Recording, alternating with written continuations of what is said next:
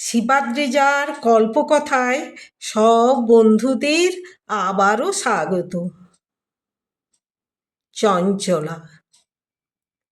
সবুজ বনানীর প্রান্তরে প্রফুল্লতার ঢেউ খেলে তার অন্তরে, আপন অঙ্গ দুলায়ে, কারণে অকারণে হাস্যোজ্জ্বলে পড়ে নুয়ে, সবুজ দুর্বার তুলতুলে পুঞ্জে।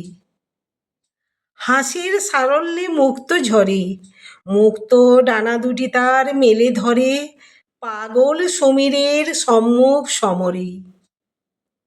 হারতে চায় না সে, হারাতে চায় না উদ্ভ্রান্ত সমীরণকে। মনের পুলকে দৌড়ে বেড়ায় দিক হতে দিগন্তে, ছটফটে প্রাণ চঞ্চল মনটা।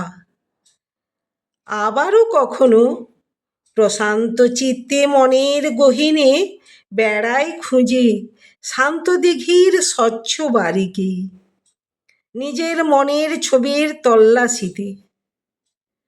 হরিণাক্ষী ষোড়শী শুধু তারেই খোঁজে, আকাশ পানে চেয়ে সে ভাবে বিভোরে, অধরা যেন ধরা দেয় তার মনের মুকুরে।